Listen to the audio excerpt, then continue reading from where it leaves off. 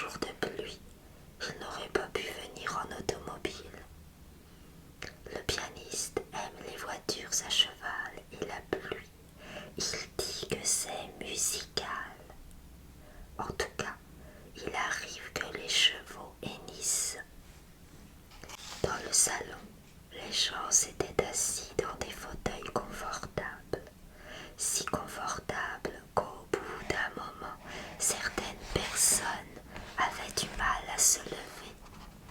Aussi prirent-elles des poses qui semblèrent définitives. Dans le jardin, de temps à autre, illuminant la pièce, brillait un éclair suivi d'un coup de tonnerre. Le maître de maison, qui savait jouer du piano, se posta près de la fenêtre. Croyant toujours qu'on allait le photographier, il avait adopté cette pose romantique.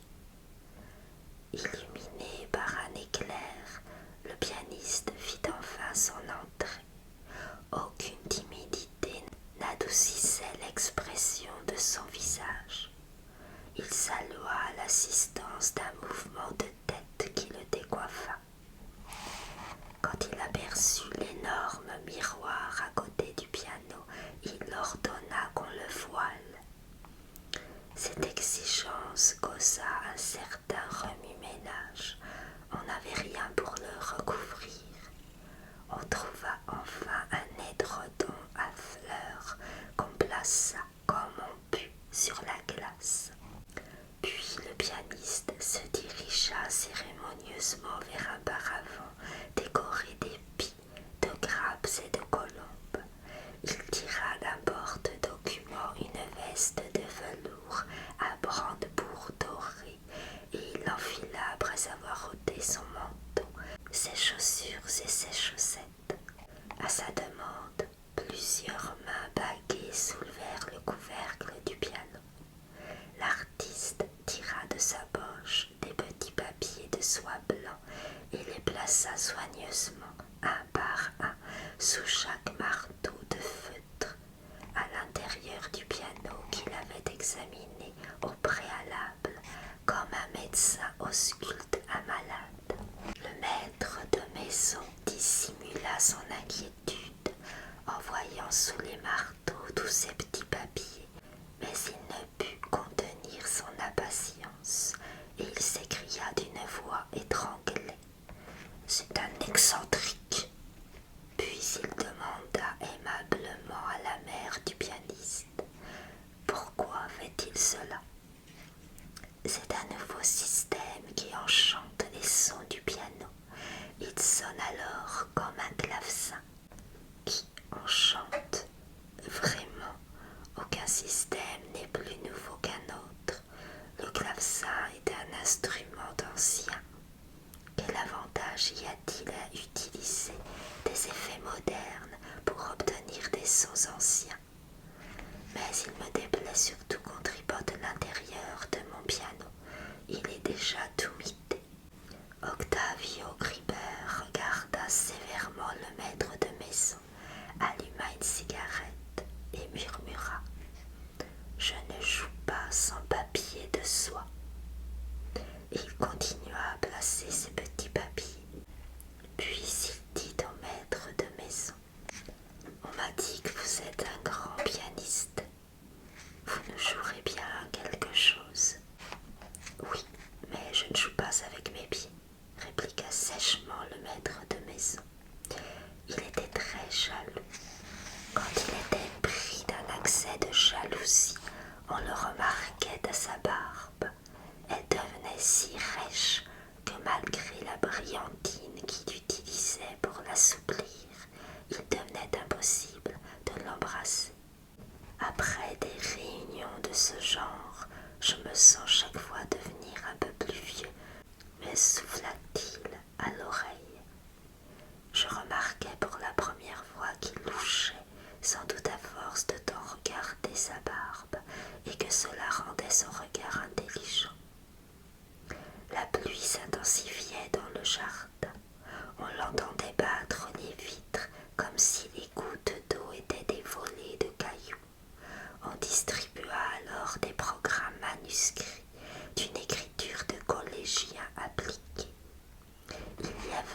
plusieurs œuvres de Liszt.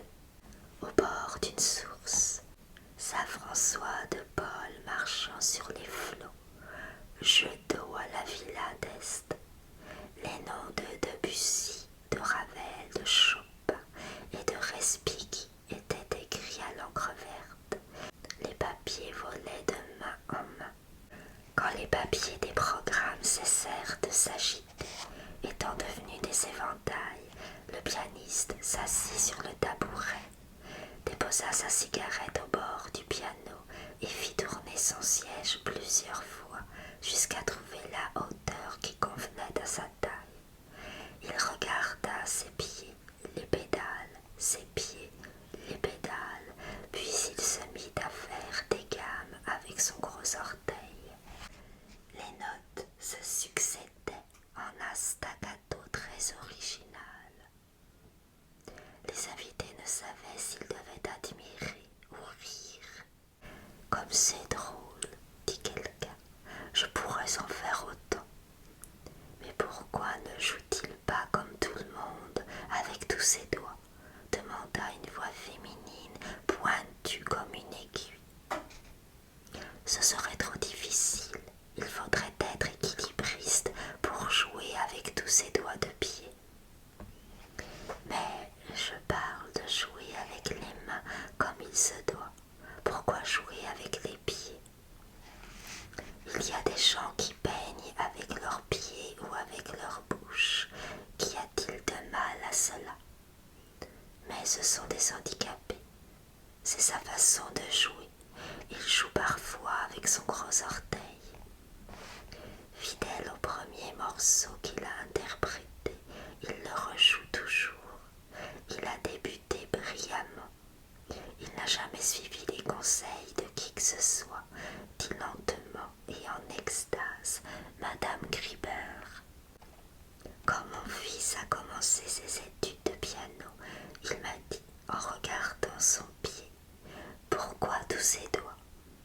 Son professeur avait beau lui donner des bonbons à l'orange, au citron ou à la framboise, et même au chocolat, ce qui lui donnait de l'urticaire, il refusait de jouer avec tous ses doigts.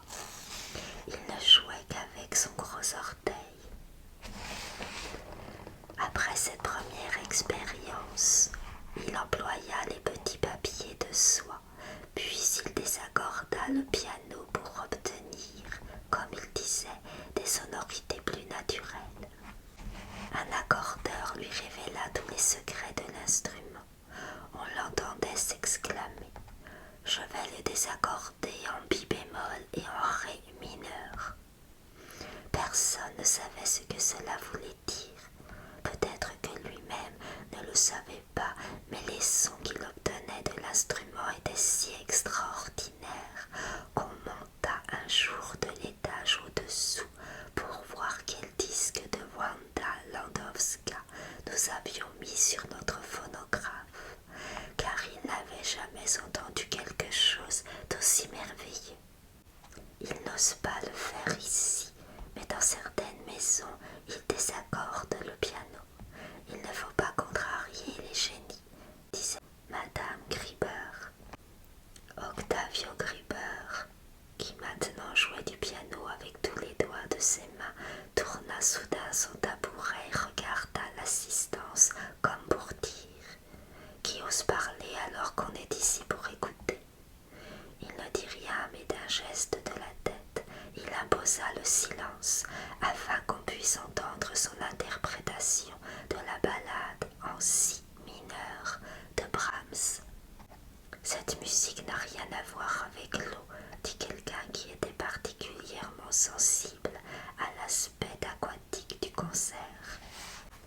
Avec les éclairs, répondit impérieusement Octavio. Le jardin sous la pluie, la cathédrale engloutie, Poisson d'or de Debussy et les jeux d'eau de Ravel acquéraient une sonorité parfaite malgré la sourdine imposée par le papier de soie. Quand il joua au bord de l'eau de forêt, il chantonna la mélodie. Une autre de ces innombrables originalités, avec tant de douceur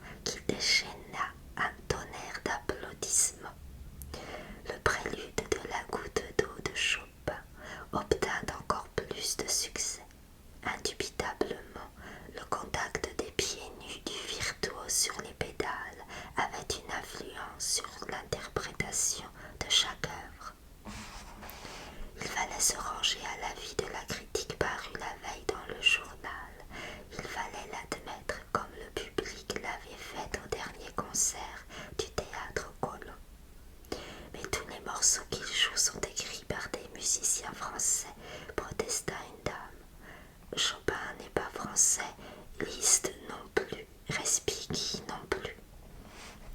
Van Gogh fut le premier peintre à peindre la pluie, n'est-ce pas étrange? Qu'est-ce que la peinture a à voir avec la musique? Van Gogh associait la musique à la peinture, et le premier musicien à chanter la pluie fut Debussy. Ce n'est pas exact. Qu'est-ce qui n'est pas exact? Que Van Gogh ait associé la musique à la peinture. Et s'il l'a fait, c'est dans un accès de folie, quand il envoya en cadeau une de ses oreilles enveloppées. En plus, il n'était pas français. Handel, Grieg, Schubert, même Wagner, dans l'or du Rhin, ont été inspirés par l'eau.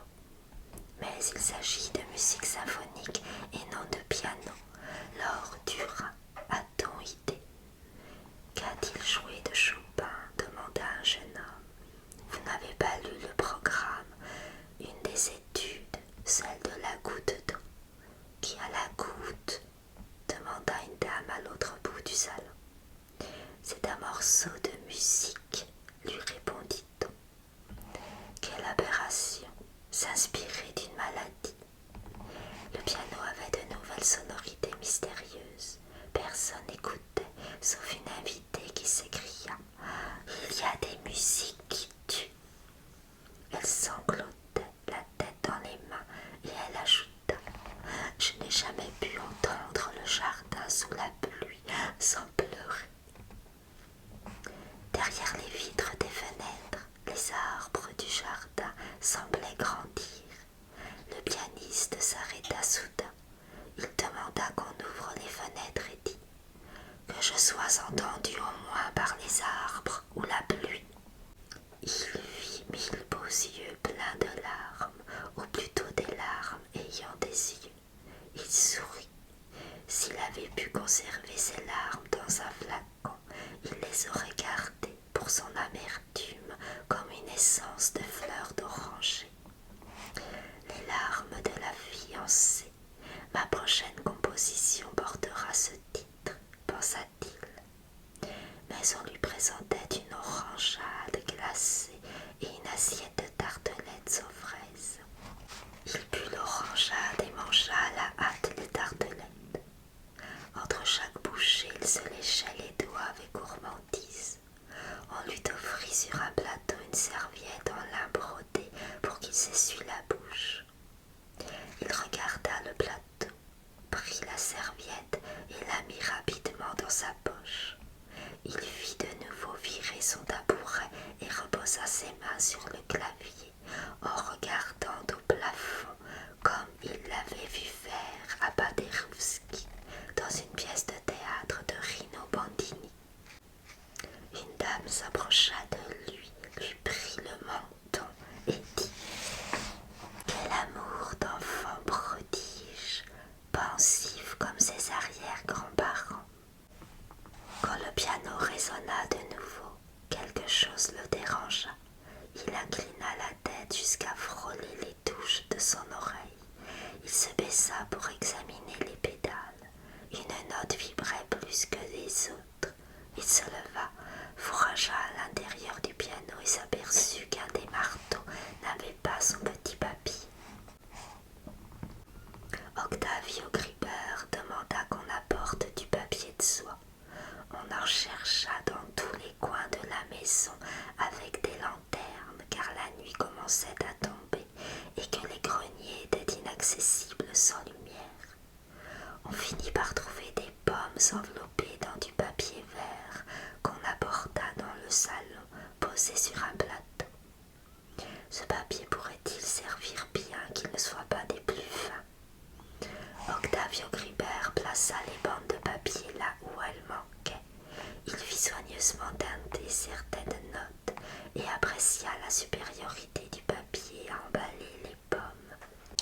Les jeux d'eau furent exécutés au piano avec des sonorités nouvelles jamais obtenues avant l'ajout du papier vert. Parfois un coup de tonnerre précédé d'un éclair ébranlait les pendeloques du lustre, mais non les personnes qui, lorsqu'elles ne parlaient pas, écoutaient les sons de ce piano.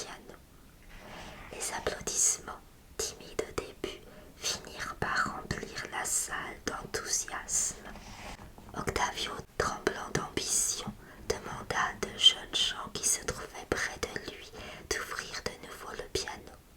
Il leur indiqua les détails de l'opération. Il sortit de sa poche ce qui nous parut être une petite pince qui était un diapason, et il s'approcha des jeunes gens qui mettaient énergiquement à nu les entrailles du piano. « C'est l'affaire d'un instant, dit-il au piano, comme s'il s'agissait d'une opération chirurgicale. Quelqu'un protesta, mais la honte s'empara de lui. Comment interdire à un génie de manifester son originalité? Pour détourner son attention, on emmena le maître de maison à l'office chercher des couverts qui manquaient. Octavio serra ou desserra certaines cordes du piano. À une vitesse record, il parvint à désaccorder complètement l'instrument. On ne reconnaissait ni le carnaval de Schumann, ni le jardin sous la pluie de Debussy, ni les jeux d'eau de Ravel. Tout s'était transformé en quelque chose d'autre qu'il était seul à pouvoir interpréter. L'orage ne cédait pas, la pluie battait les vitres. Après qu'on eut servi le chocolat à l'espagnol avec des petits fours de toutes les formes et de toutes les couleurs, Octavio Gruber alla en soupirant enlever sa veste de velours à l'endroit même où il était allé la mettre. Il la replia dans son porte-document. Il se rhabilla, se recoiffa, mit ses chaussettes et ses chaussures. Quand il me regarda pour me dire au revoir, je lui présentai mon album d'autographes pour qu'il le signe. « Comment vous appelez-vous » me demanda-t-il. « Annabelle, répondis-je. Il signa pour Annabelle son admirateur Octavio. La voiture attendait à la porte. Le maître de maison courut chercher quelque chose et revint tenant une enveloppe et un petit piano miniature avec un pianiste. « Pour Octavito, dit-il amèrement, comme s'il récitait une leçon. « Non, chuchota madame Gruber en arrêtant son geste. Vous risquez de le blesser. Il n'aime pas les diminutifs. Les Japonais offrent des jouets aux gens importants. D'ailleurs, il n'est pas d'âge à s'offenser, dit le maître de maison en caressant sa barbe, aussi rêche qu'abayassant. Certains sont offensés de naissance, s'écria madame Gruber. Mais quel âge a donc votre fils, madame? C'est un secret. Il se rajeunit malgré son jeune âge. Il n'a jamais voulu se regarder dans une glace, dans l'illusion peut-être de rester un enfant. À 5 ans, il m'a dit un jour que j'insistais pour qu'il se regarde dans une glace. La musique ne se voit pas dans la glace. Vous trouvez qu'il fait plus vieux? Absolument pas. Il joue du piano comme un enfant de 5 ans. Le maître de maison remit l'enveloppe à madame Gruber, qui montait en voiture, et le petit piano à Octavio, qui s'attardait à la porte sous la pluie. Octavio examina le jouet, remonta son mécanisme, le posa par terre. Le pianiste de laiton se mit en mouvement et la boîte à musique fit entendre le début d'une valse. Octavio reprit le jouet. Il voulait et ne voulait pas entendre cette musique. Il voulait et ne voulait pas regarder le pianiste de laiton. Puis, d'un geste violent, il jeta le jouet et monta dans la voiture. Au premier tournant du chemin, Octavio écarta le petit rideau de toile cirée